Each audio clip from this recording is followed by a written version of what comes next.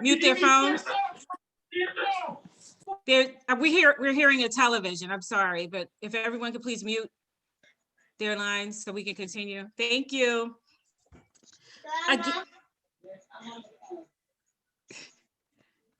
Okay, so again, I'm sorry about that.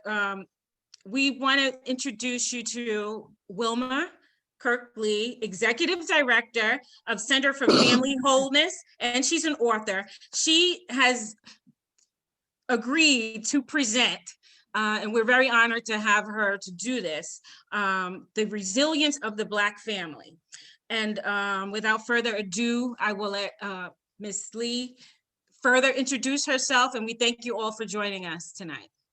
Well, good evening, everybody. I'm honored to be here, and I'm pleased during Black History Month to talk about how we've come this far. I guess that when I talk about resilience, I look at what that word means. And one of the things is elasticity, but the other thing it talks about is the ability to jump back or snap back or recover from serious situations.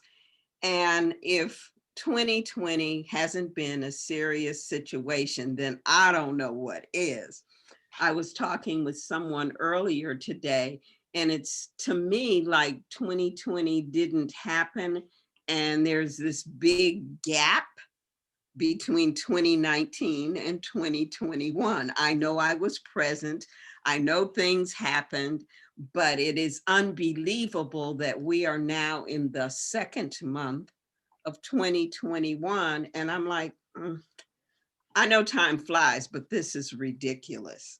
So I'm supposed to introduce myself. Additionally, I will tell you that I have been married to the same person for 54 and counting years, and he still most days likes me, even after we've been quarantined for the past year.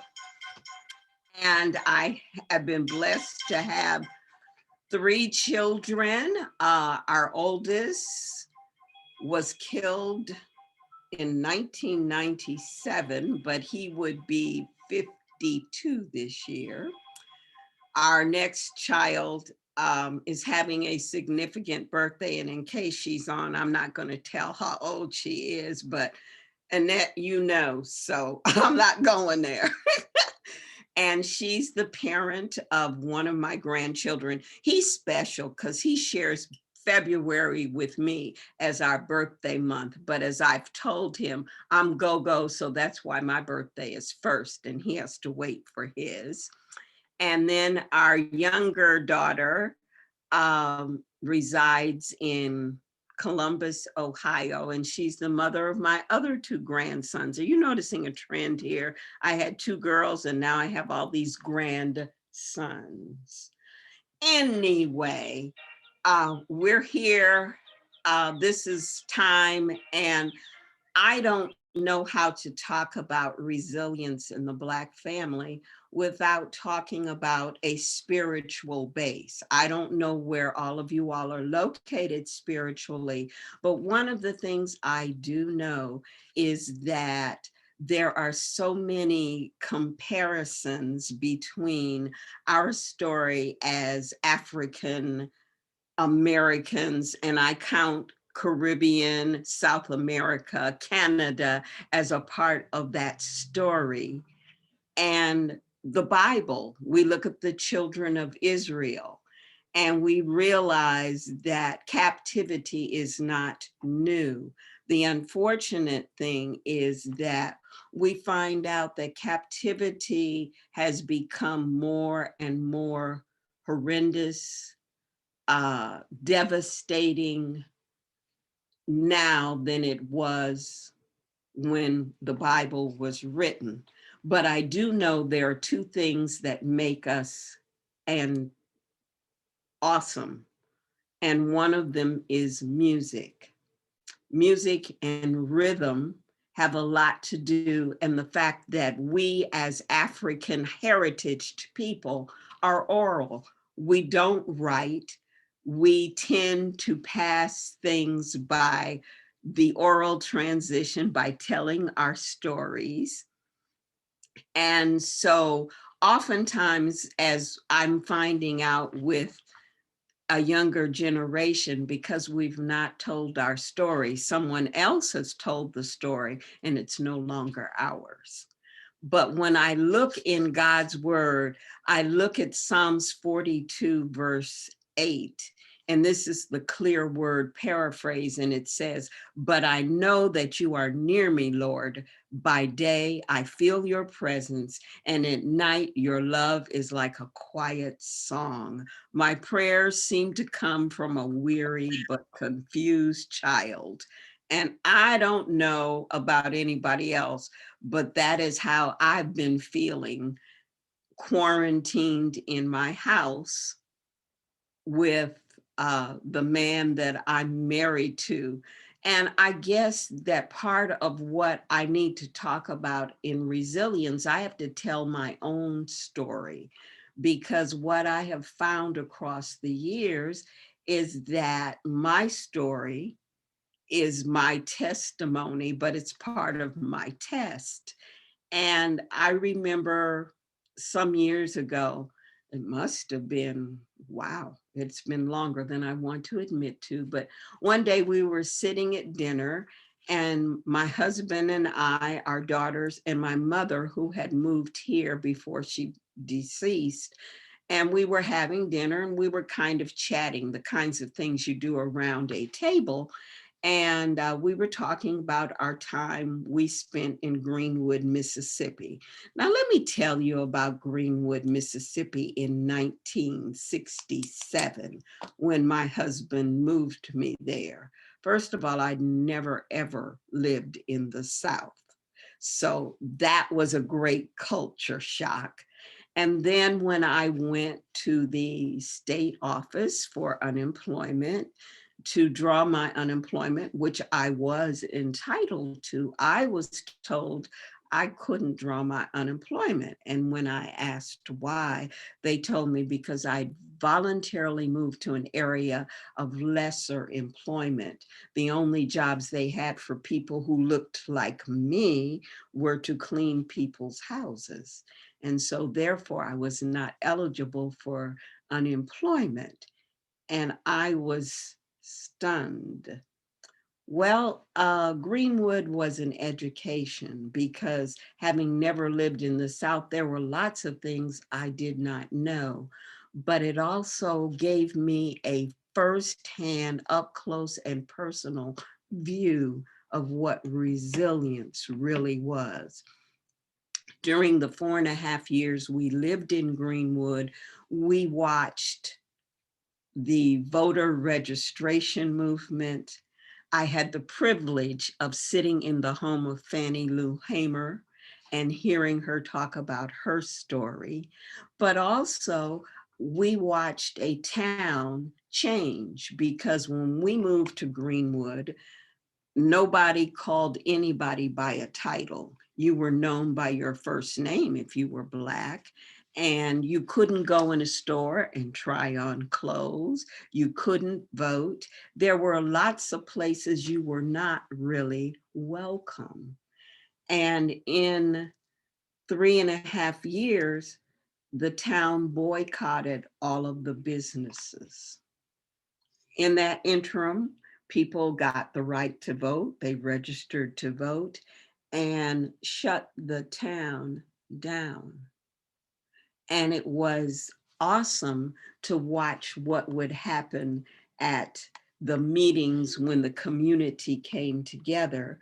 But there was a lady who belonged to the church my husband then pastored, one of four, and I appreciated her, because I remember one day she was saying, well, I just told the people I worked for, I would not work for less than $1 an hour, which in that time was a lot of money. Most people got paid 50 cents an hour. And so when I had my child, she called and she said, I would like to give you a gift. I have no money, but I'm going to come and do for you what I do for the people who I work for on the other side of the tracks. The lady arrived at 7 o'clock in the morning. I don't know. Some of you may remember when you were pregnant, you didn't clean your oven. There were places in your house that corners that didn't quite get dusted. She'd cleaned my whole house by 3 o'clock. My oven was clean. Everything was immaculate. She'd washed, ironed, and folded clothes and left dinner on the stove. But the thing that fascinated me was she hummed or sang the entire day because she had a song and it resonated everywhere. And I began to realize that some of the resilience of the Black persons in America has to do with music. It started with spirituals, but we brought that from Africa. They took away our names, they took away our language, but they couldn't take away our song because God gave it. And so when our relatives, our ancestors landed on these shores, they had to take away our drums. They figured out that was how we communicated, but they couldn't take away the song. There were songs that listening sounded very harmless, but passed a lot of messages. My friends from the Caribbean tell me that they could sing songs about Alexander, and Alexander was the overseer who stood in the yard, or the owner, and they could talk about him as much as they wanted to because they didn't realize who Alexander was and what was being said. Resilience, because resilience says you use what you have and you make something out of it. If you look back in the latter part of Genesis, the beginning of Exodus, you will find that the Israelites were told, you have to make bricks, but we're not giving you straw, but we don't expect you to make fewer bricks than you did when we provided the straw. They did it. Moses, whom everybody talks about, was because his mother had resilience. She put him in the bulrushes, told his sister, hey, does this sound like family history in some of your families? Told him, you watch your brother, keep your eye out on your brother. Now, she didn't give instructions as to what she was to do, but let's face it, resilience gave her the presence of mind to say, when Pharaoh's daughter showed up, I know somebody who can take care of this baby for you. And she took Moses back home. That's what the history and the plan of what we see as a spiritual base. And if you look at the spirituals that were sung back during slavery, one of them says, go down, Moses, way down in Egypt land, and tell, O Pharaoh, let my people go. There was one that said, steal away. That meant that Harriet Tubman or some of her part of her army was showing up at night. And if you wanted to go to freedom, you needed to steal away. Look at the tie-in between music and what that says in resilience. And even if you look through to 2021, music is a part of the society. Now, look, I can only tell you what somebody's told me about TikTok because I'm not that quite facile with a computer.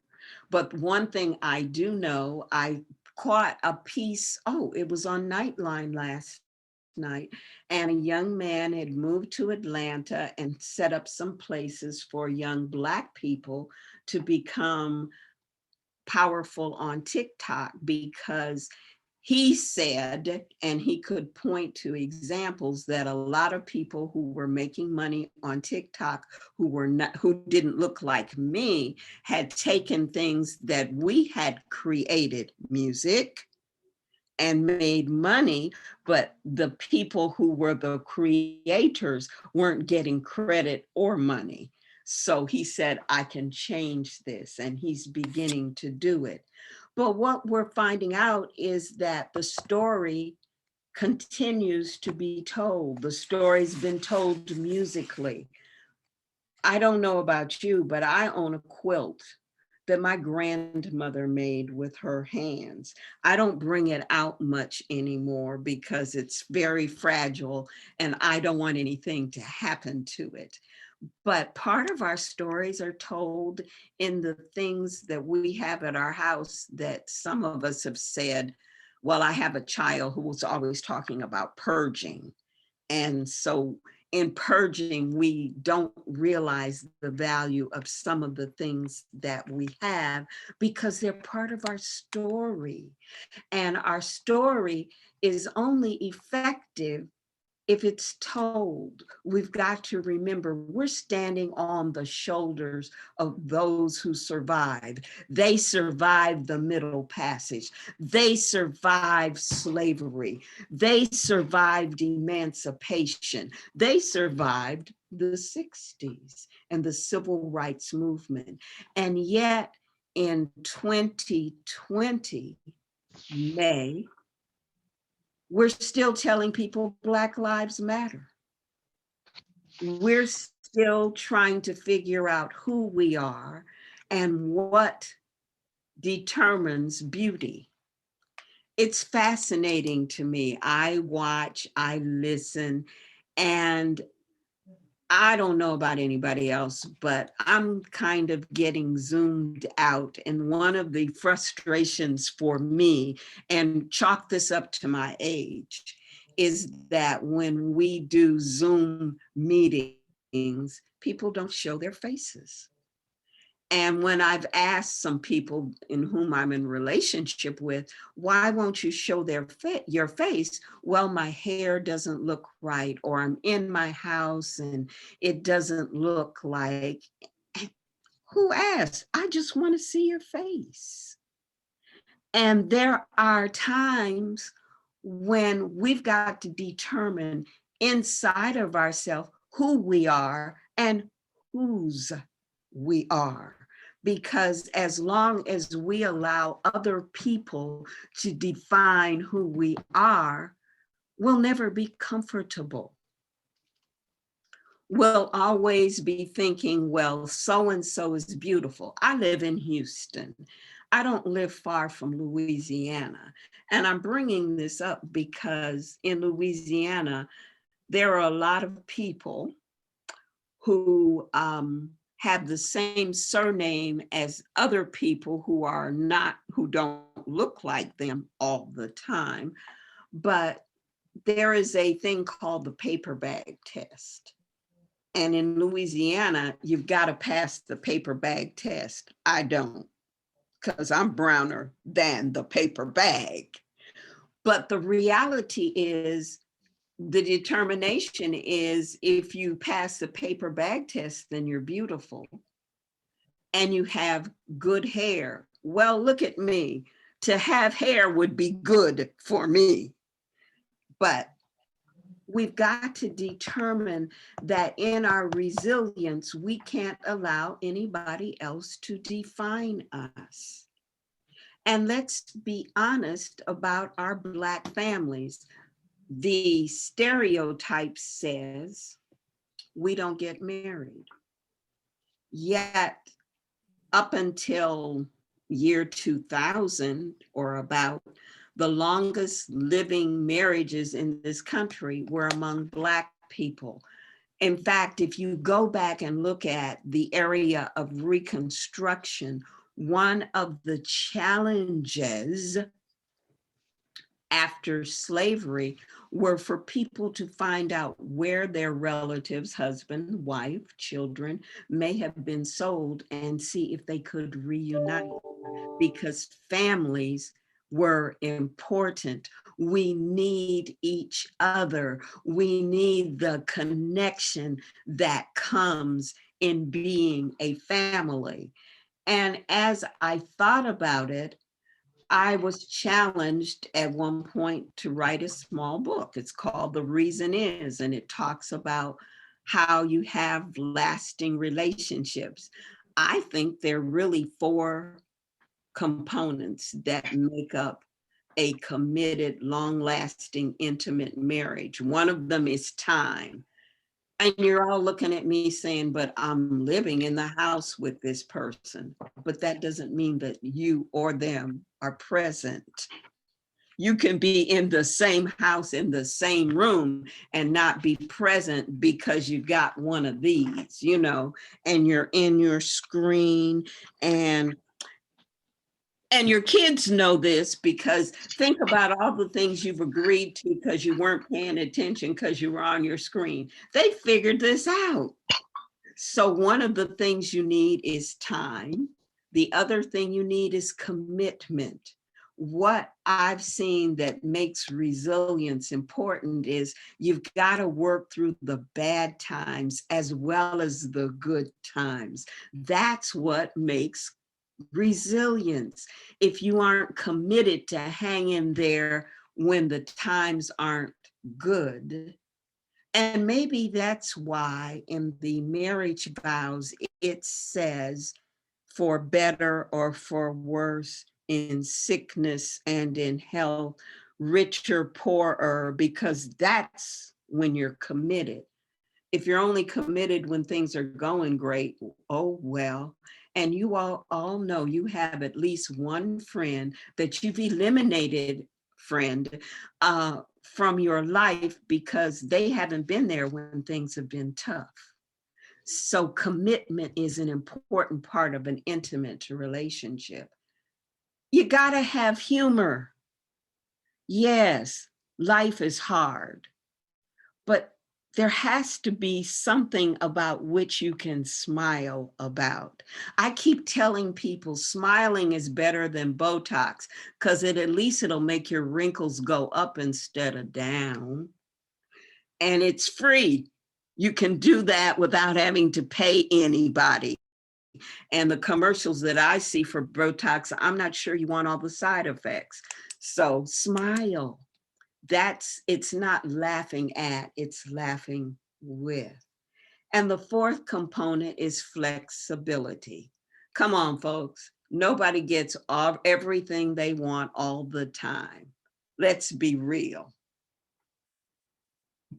And if you're a parent, you know that there are days when your children can be lovely. They can work together, they get their chores done, and you need to write those down because they don't happen every day. I know, been there, done that. I burned that t-shirt. But flexibility says, because we're committed for both the good times and the bad times, we're going to find the good and we'll find things to smile about. And so what we're beginning to realize is that we've got to put in some work.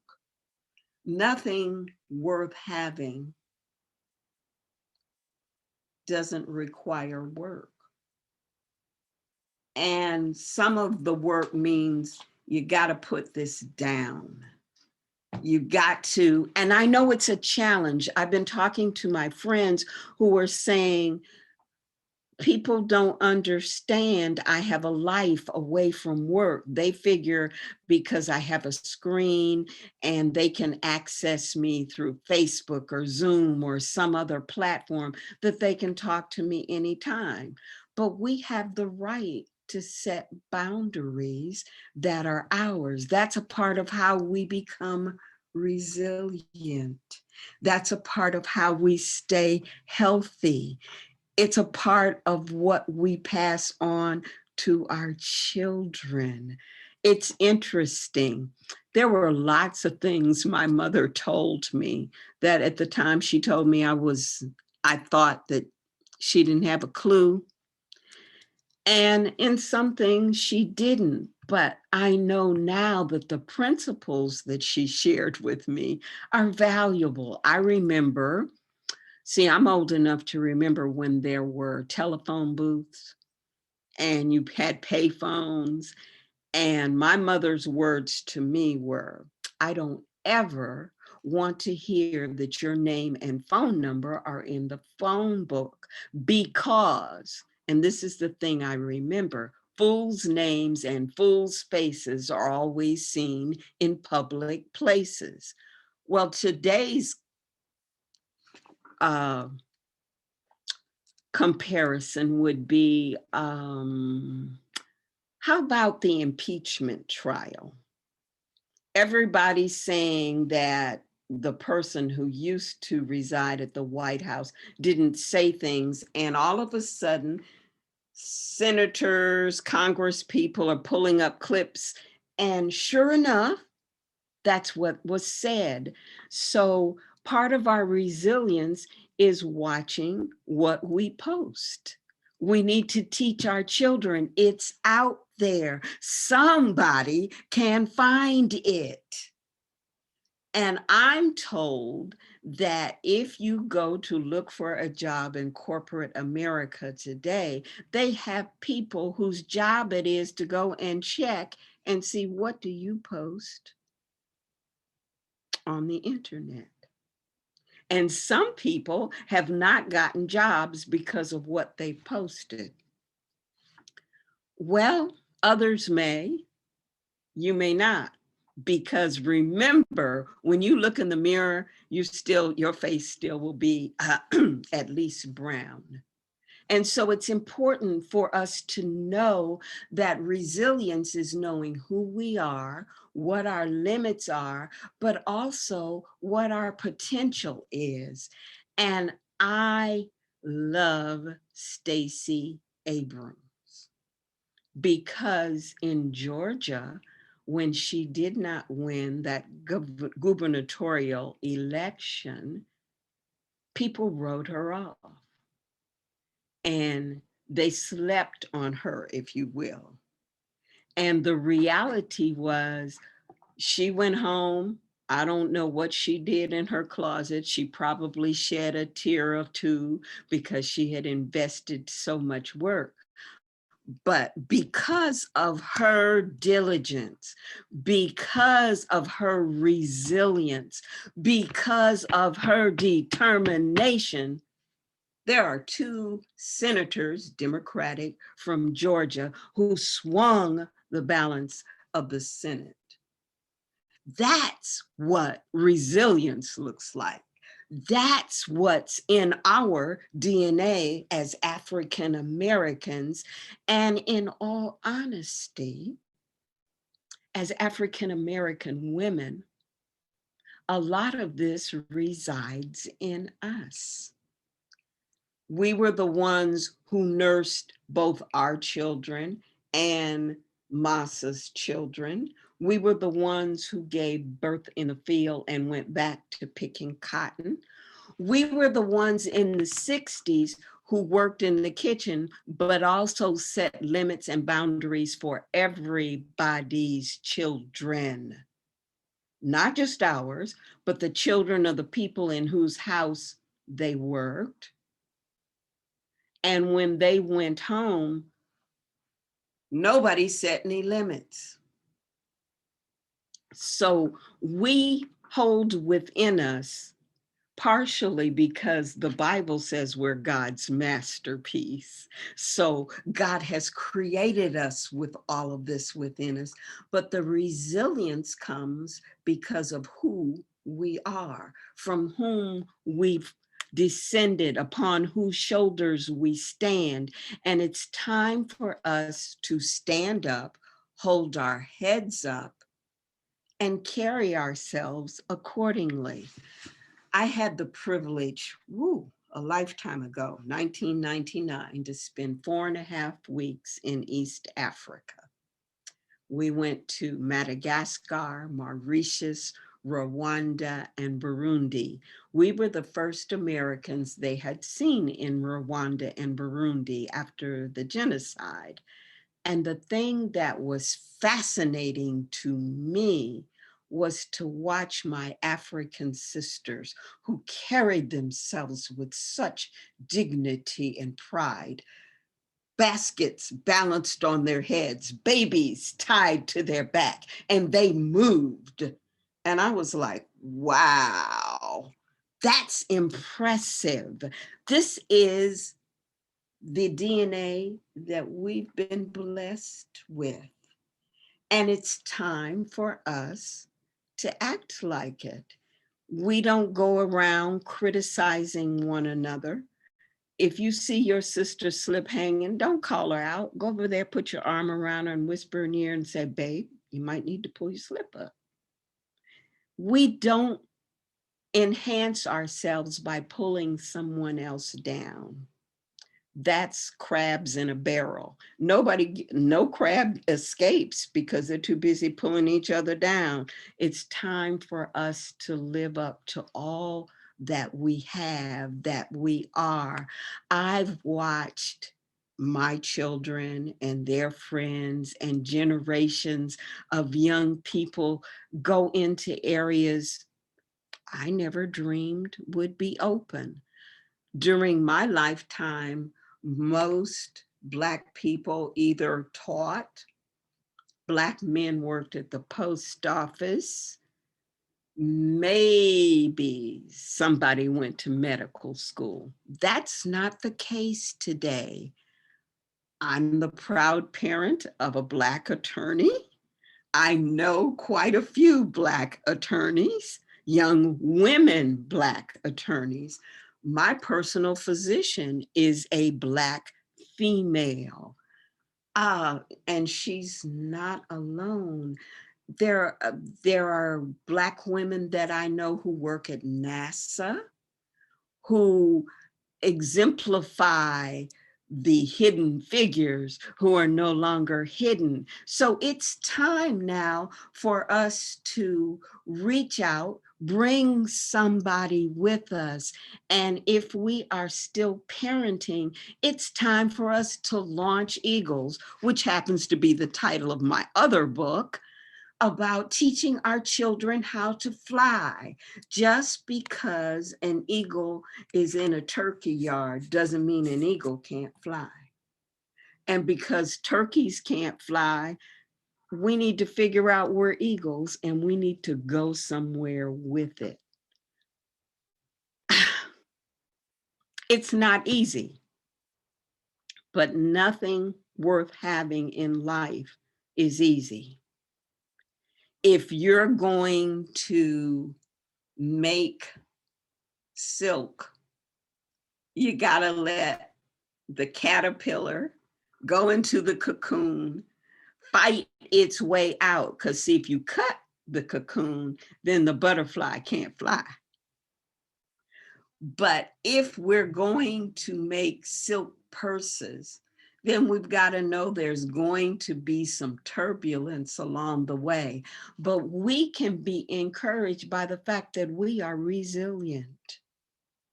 We represent those who survived, and we can do more than survive. But it's all up to us, and it's a personal decision. And just because your children, your sibling, or your best friend don't do things like you think they should, that's okay. We're unique. I know 4 sets of identical twins. And the thing I know about them is that the more I got to know them, the less identical they were, because they were unique. And so we're all unique, and that's okay because the world needs all of us. And I think I've talked. Oh, yes, I've talked far too long. So, Stephanie, if there's something you'd like to say, or if there's some questions, I'm not going to say that I have all the answers, but I'll try to respond. I will open up the floor to anyone that may have any questions. Thank you so much for all those nuggets. I'm just like, I don't know. I'm like typing. I'm trying to type to remember so we can save what you said. It's recorded, isn't it? Yeah, but I just typing it into the comments, certainly some of these nuggets, but I don't know, anyone, I don't I even have know a what to say. question. It's just amazing. I have a question. Okay. When you find yourself where you are right now, like some people are almost like crisis level, what are some things that we can do now to build our family? To just launch our family into the right trajectory at this point. Well, I think one of the things, it depends upon the age of the children. Some people, and one of the things I found with my three is that I remember someone saying to me, it takes some children longer to go over Fool's Hill than the other.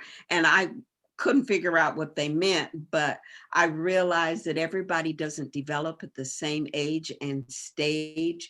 And we've got to learn when we take our hands off and then ask when they do something that's not what we would have wanted them to do. What did you learn from that? Instead of trying to prevent the learning experience. Because for some children, if they don't rub their head upside the hard place, then they don't get it.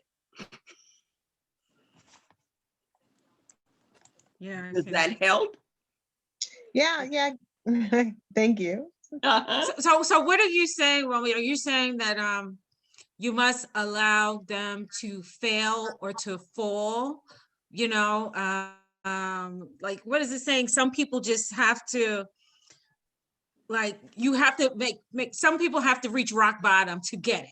Is that is that phrase kind of saying? No? Yeah, you do need to allow them to fail or fall, but we've got to quit trying to pretend we're perfect and that we never make mistakes and we don't have some failures.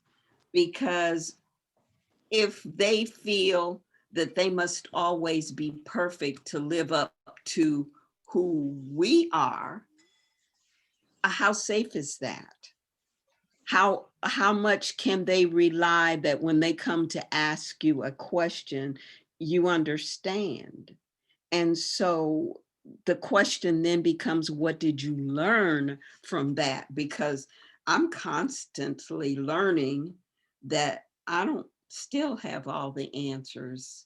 And I'm getting ready to celebrate a significant birthday this week. So I figure if I've lived this long and I don't have all the answers, I can't expect someone who's younger than me.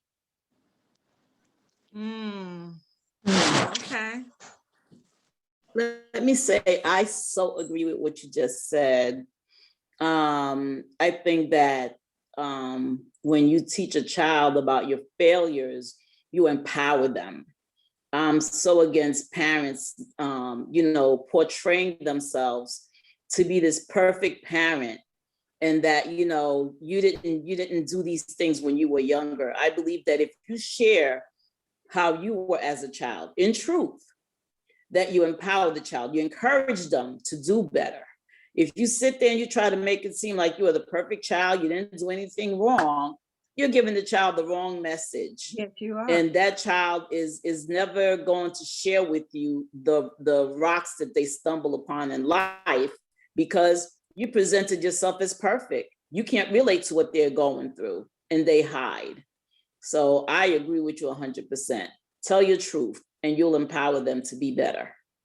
Well, it's interesting to me, and I don't mean to preach, but I do know that in the Bible, we are told that we have a high priest who was touched with the feelings of our infirmities. So he understands that we don't always get it right, but he doesn't throw us away. And our children need to know that we love them unconditionally, and that sometimes they do things that aren't too bright. They do things we told them not to do, but we're not going to throw them away. If no one else, are there any other I questions? have a question. I have a question. Okay. Your book, How to Launch Eagles. Where can I find that? Amazon. Thank you.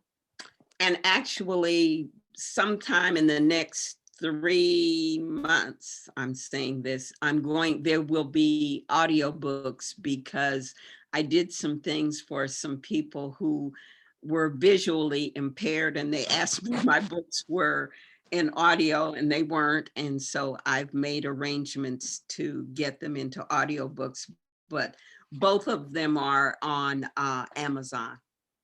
Okay. Thank you. Mm-hmm. Um, Okay, go ahead. Go ahead, Annette. no, I already asked the question. I'm asking, are there any questions from the live?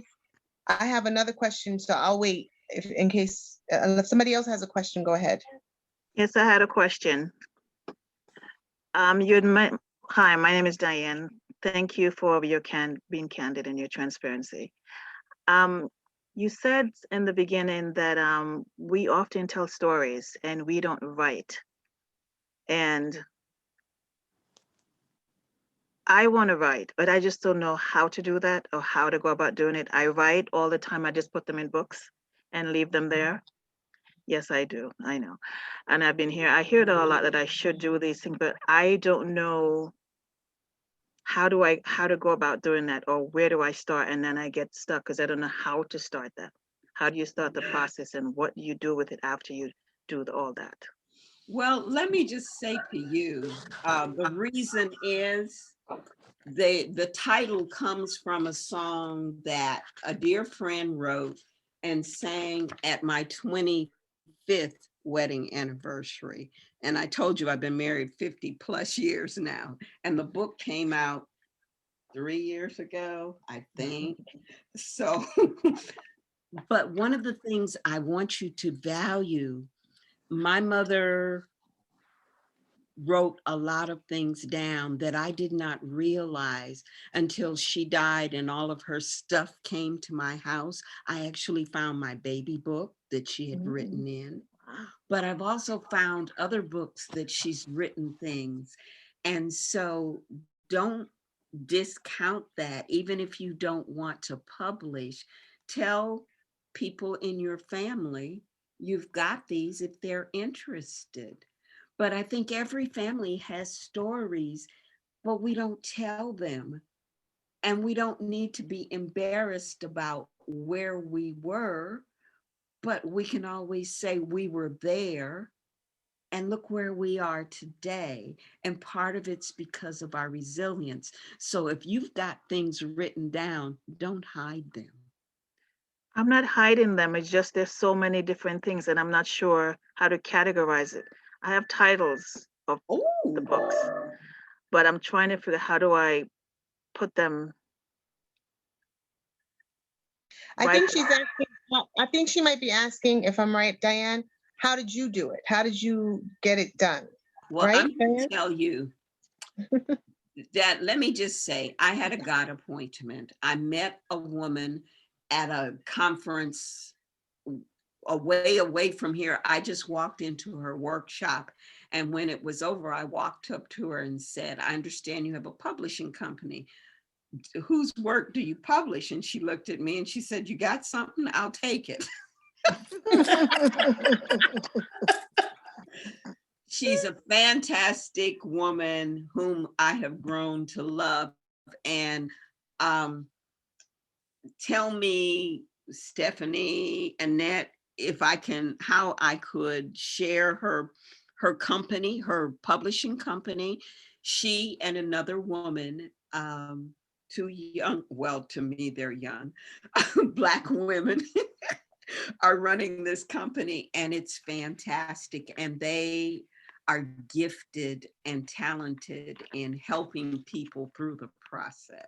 Well, we would love to share that information, Wilma, with the group. How do I'm sure I there do are it? others. Shall I put it in the chat? We will follow up with you Okay. separately. Okay. Okay, Okay. Thank you you. so much. Thank you. my This is pleasure. what we do at SestraNow. Connect, connect, connect. I'm loving it. I'm This is, loving it. yeah, this is what we do. That's just so awesome. Wilma, thank you so much. Are there any other questions? I don't have a Ms. Lee? question. I don't have a Mhm. question. Good afternoon, ladies. I just want to say, Stephanie, thank you for creating this platform. I was reading today what Sestra is and what it's about, and I appreciate that. And Miss Wilma, I thoroughly enjoyed you. I have 2 teenage daughters and a husband of 17 years. I'm trying to catch up to the 50. Some days that's a challenge. And I just want to say I appreciate all that you shared tonight. A lot of nuggets of wisdom. And sometimes you hear things, but when you can see someone who's actually living through them and has done them, it is way more meaningful. So thank you very much. And to all you sisters, I wish you well. Thank you for this space and time. Well, thank Thank you. you. Thank Well, let you. me just tell you all, I tell in my book that God has a sense of humor because I swore I would never marry a preacher because in my particular faith possibilities, they move too much. And when I found out that was my husband's major, I ran. God had other plans, and we're still working on this because quarantining is interesting, okay? And it's a challenge. And it's a challenge to be present and not, but it's working. Yes, yes, yes. I agree. I agree. Okay, do we have any other questions for Miss Wilma? Well, I do, This- but I think we would have to extend the time. So, well, no, I guess we could do it maybe in 5 minutes. This is my question. Is the Black family being resilient, is that actually a myth? I mean, because when we look at the state of today, what society tells us is that the Black family is failing, that the Black family is broken, it's dysfunctional. So, is it a myth? I mean, I understand what you're saying is we have it within us that we need to recognize, but are we really that resilient? Yes, we are. And then we need to define what's family. See, family is not always a father, mother, and 2.5 kids. I'm still waiting to meet the 0.5 child, by the way. But the reality is that we have grandparents who are parenting. Are they not family?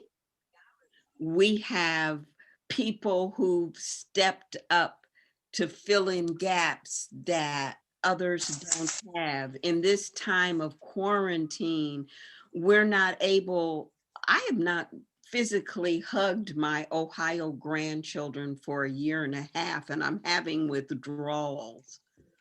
But there are also people around us that we call auntie, or we have a special designation for because they are family. And this is, unfortunately, it's a part of what the residuals of slavery are, because it was the goal of the plantation owner to destroy the traditional family.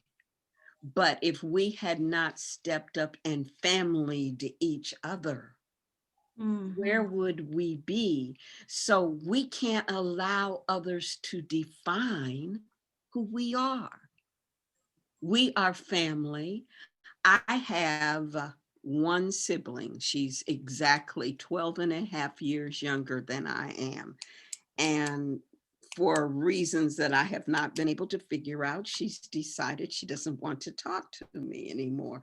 And that's fine, because I have other people in my life who stepped up and said, I can be your sister, don't worry about it.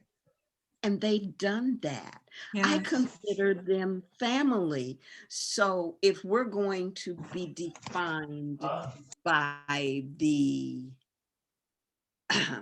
demographic that's somebody else's definition, then yeah, we're dysfunctional.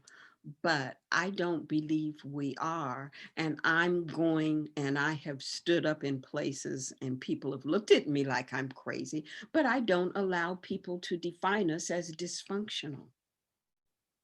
Because I think that part of our resilience is the fact that we can family one another because we choose to. Wow, that was powerful. Thank you.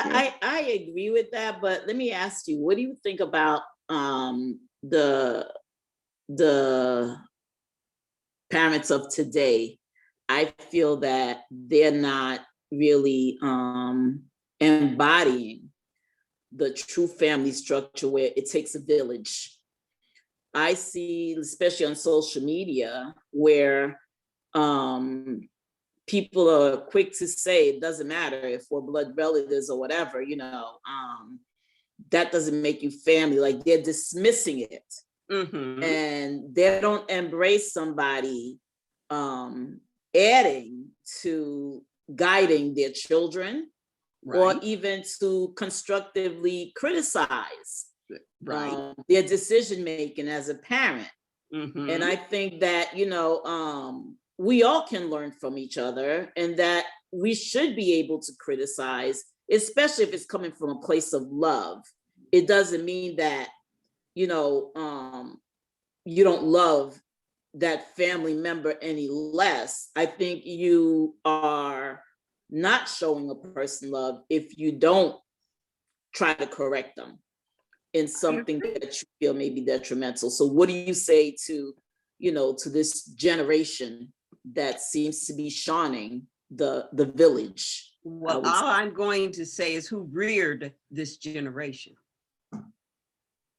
We all have something to admit to our shortcomings, because I do believe that mid-70s starting in the mid-70s through today, we have decided that our children are privileged and they are entitled. And so we don't tell them no. Until recently, we didn't tell our sons, you might need to, I don't care if you do play basketball over here, you need to remember when you leave the court, you're still a Black male. And so therefore there are some limits, and I'd like to bring you home safely. Mm-hmm. So, but until we set some boundaries at our houses, which we have not done, I'm sorry, y'all, I'm back to it. Until we start limiting this and letting it tell people this is what you should do, then we're gonna have a problem. And I hear my mother saying, others may, you may not. And so we're going to have to teach our children, I don't care how well-read, how educated. Listen, my husband is gray, totally, and has a gray beard. And we were riding in our car, but we were in the wrong neighborhood. And he got pulled over by the police. So if it happens to somebody his age, if we don't protect our children, nobody else is, because they don't value them. They don't value us. And so it may sound mean, but if mean keeps our children alive, then let's be mean. Amen. Let me get up off my soapbox. I'm sorry. Don't you get off, Miss Wilma, don't you get off. Yeah, there's definitely some truth to that. I was on mute and I was going, yeah, tell it. I was on mute, but it's just so true. I don't have any children, but I have my most of my No, you have girlfriends have children. birth children, but you have children. You have a son. Yeah. But my godchildren, oh my goodness. Mhm. It's some things that, my friends are going through. And I'm just like, wow. And then, but when I think back to it, I was just so funny. We were just talking about this, and I was telling my mom about what my friend is going through. And she was like, well, there's nothing new. It was the same with you, right? Like, and I was like, well, I never did that. I never act like. She said, yes, you did when I was that age. And then I said, well, grandma told me, and I remember the stories grandma told me about you. Right? Well, So it just, yeah, I was like, about the generation I grew up in, nobody had, you had a landline and everybody didn't have a phone. You had a party line, or maybe your next door neighbor had a phone and they would call you if you got a phone call.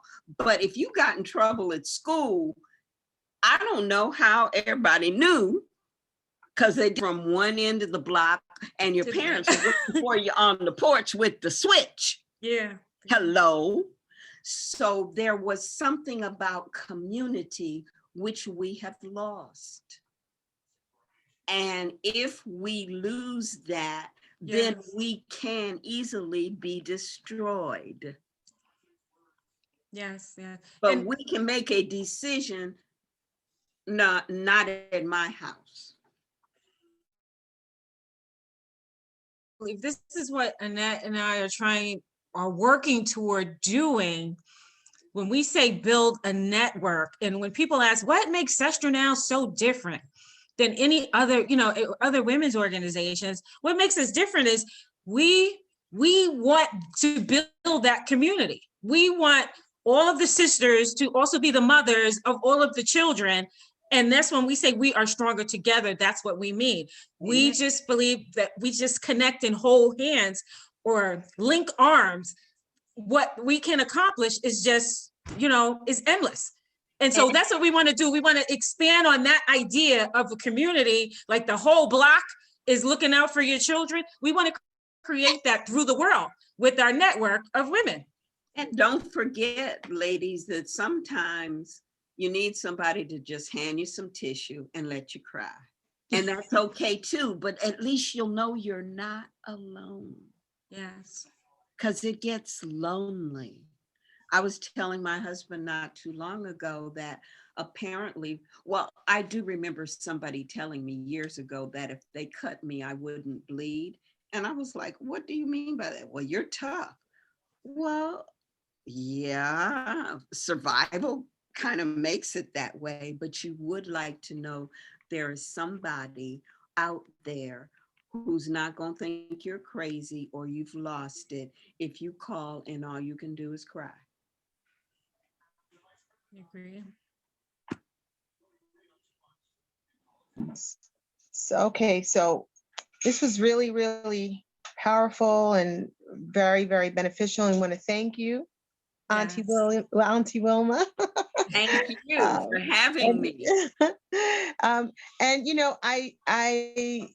I've been reflecting with what was happening throughout 2020 and the police brutality and all the stuff. And I had on my heart, I'm like, what? We have to try to rebuild the Black family. And it's so funny that I said something like that. And Aunt Wilma's like, well, that's what we do. That's what we do. And so it's kind of, we had that connection some point last year. And it is just my privilege and my joy that you're a part of our network and you're part of our family and you're part of my family. And so, thank you so much. Thank you for being there. Thank you for giving your wisdom and your advice, outside of, in the backseat, in the background, and really appreciate that. Well, it's an honor and a privilege, and thank you. It's been fascinating to watch all of my young people grow up. Yes. Okay, so Stephanie, do you have any final words? And yes, I just we're gonna wrap it up right now with a big thank you to Ms. Wilma, we really appreciate all of these nuggets, and I'm going to follow up with you Okay. offline so that we can get that publishing company information and also the information about your books, because we're also working on creating a vendor list and a book list because we have many authors in the network. So we're just beginning, but we have a lot that we want to accomplish, and we want to have one repository for all of that. Like, so anyone that's looking for a publisher, Diane could just look on the vendor list, and all of our authors will be listed. So we appreciate everyone's patience. We thank you for continuing to hang in there with us as we're growing and we're solidifying the framework and the structure of SestraNow. And again, Wilma, we thank you again, and we thank everyone for joining us tonight, and we're gonna let you go. We don't wanna go over time.